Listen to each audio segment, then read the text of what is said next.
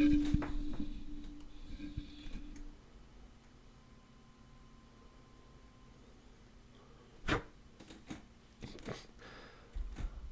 an idiot. I'm a complete idiot. West Side Story is absolutely enchanting.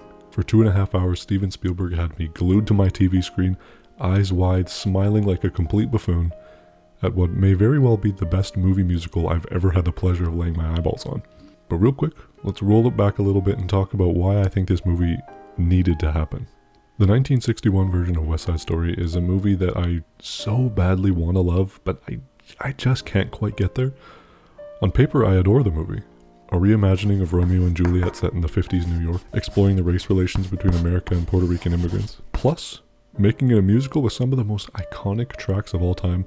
Tonight, tonight, it all began tonight. That sounds incredible. But in execution, there was just a little bit too much holding it back for me. From the choreography and the tone of a scene clashing like glass on concrete, to a lot of the audio production sounding like it was mixed in a tin can. When you're a jet, all the way from your first cigarette to your last dying day. When you're a jet, if the spit hits the fan, you got brothers around, you're a family man. To just straight up having their actors do brownface. This was a great movie that, in my opinion, wasn't given its proper justice back in '61. I mean, how are you going to have an entire song, an entire number, dedicated to discussing the systemic racism in America, and have it be sung by a bunch of white fellows painted brown? And a darkened Rita Moreno, who is an actual Puerto Rican actress. I don't understand. Love the movie or not, you gotta admit, that's absolutely insane. So in my eyes, West Side Story, despite having aspects that I really do enjoy, was a movie that definitely deserved to be given a second chance. And now here we are. 61 years later, with Steven Spielberg at the helm, directing this movie like he's been making musicals his whole career. What the fuck? His love for West Side Story is spewing off the screen, blasting you in the face throughout the whole movie. And the fact that this is a movie is the best part. Good old Stevie boy, he uses the fact that this is a motion picture to its full advantage.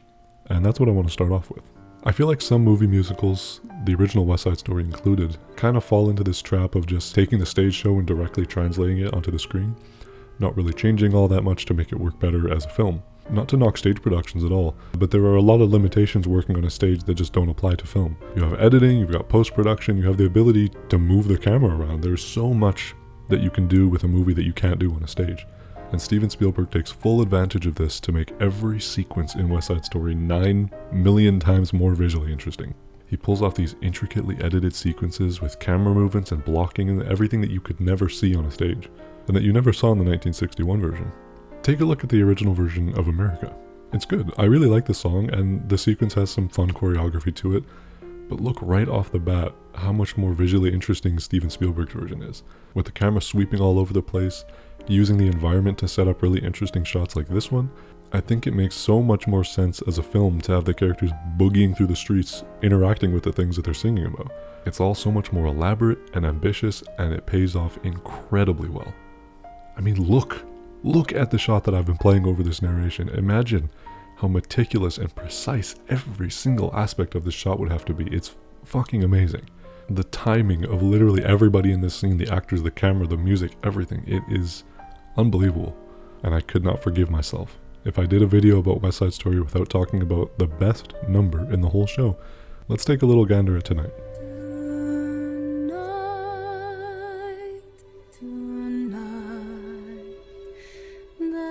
In 1961, Tony and Maria sat on the fire escape, sang a lovely song to each other, bada bing bada boom, done.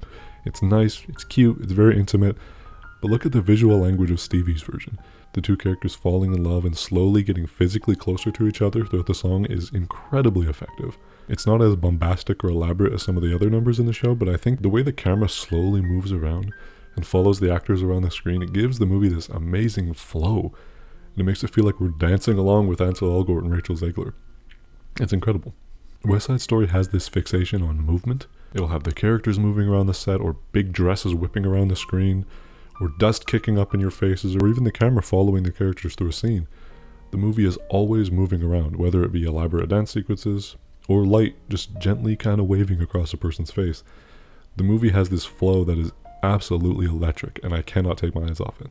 But never mind my eyes. Who cares about those? What about my ears? This is a musical after all. The movie is only as enjoyable as the music that it presents. And oh boy, the music in West Side Story is magnificent. David Newman of Scooby-Doo fame oversaw the arrangement for the movie, and holy fuck, did him and the sound team knock it out of the park. All the music, despite being all the same songs, sounds a million times more rich. In all honesty, I don't know anything about music production, so I can't really go into detail about why I think it sounds so much better. I just know that the Warlocks that they got to do the audio for this movie makes it feel so much more full and emotionally satisfying, if that makes any sense. And I know it's a subjective thing, and I don't want to knock the actors from the original movie, but in my opinion, all the performances here are better than they've ever been. Ansel Elgort, despite how we all feel about him outside of his work, is a great actor, and the dude has a voice of an angel, my god.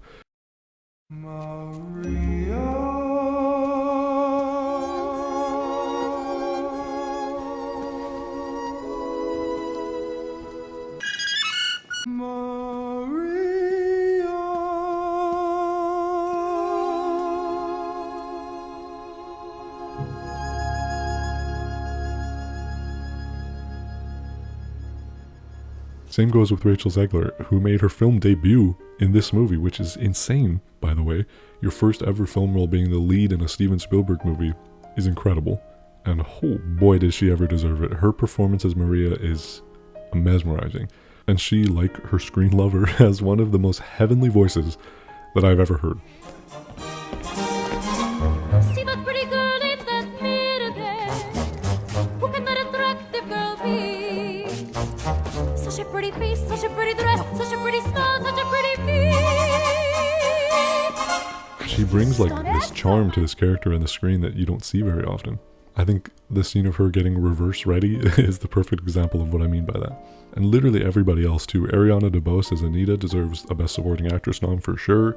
Mike Faist as Riff, incredible. Rita Moreno's Valentina makes me cry. There is way too many characters to get fully into, but just know that every single performance is wonderful. Now, we've talked for an eternity about what this movie does on the technical side of things that I think makes it so special, but now I want to move on and talk about what Spielberg does to improve the actual narrative of the movie. Good old Stevie boy, he makes the stakes of this movie way more tangible, if you ask me. In the original, it all feels kind of boyish and kind of silly, if that's the right word to use, with the Sharks and the Jets stealing each other's basketballs, tripping each other, playing leapfrog. It didn't really sell the whole violent gang rivalry thing that was going on. But here in the 22 version, or 21 version I guess, the opening conflict right off the bat is way more poignant, with the Jets just straight up committing a hate crime by vandalizing a Puerto Rican flag mural.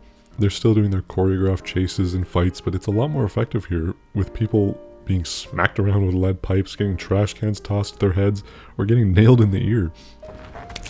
It's a lot more violent and biting, I guess, is a good word to use for it. He also makes the conflict between the two gangs a little bit more sympathetic, for lack of a better term. The precious Upper West Side neighborhood that the two gangs so desperately fight over is being torn down. Both gangs are going to be pushed out of the territory whether they like it or not, but as Lieutenant Shank says, this will be a shiny new neighborhood of rich people in beautiful apartments with Puerto Rican doormen that chase trash like you away. It gives the Jets' hatred for the Sharks a little bit more depth past just being, you brown, so you bad, or you other gang, so you bad.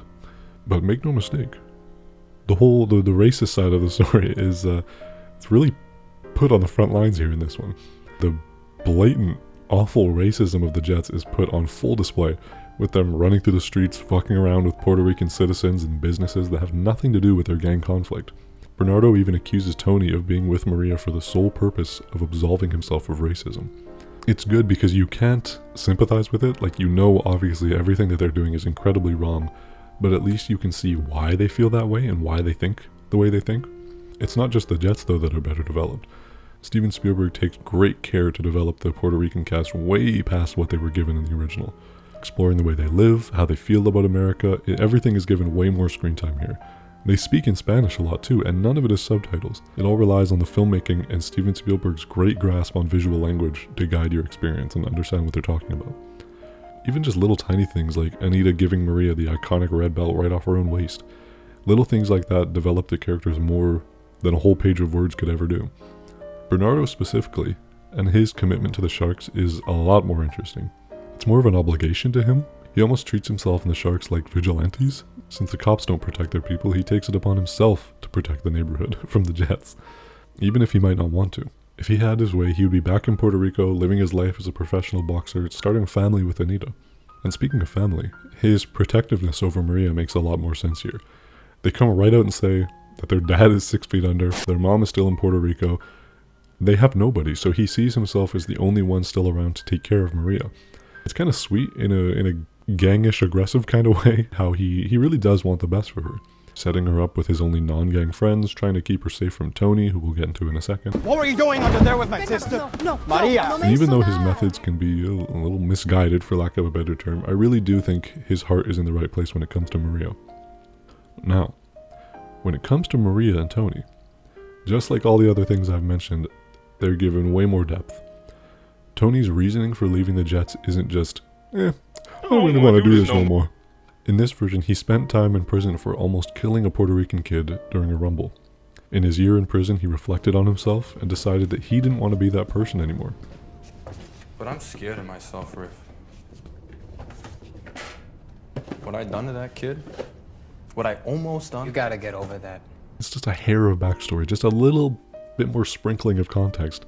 And that worked wonders, I think, in making his journey throughout the movie way more emotionally satisfying.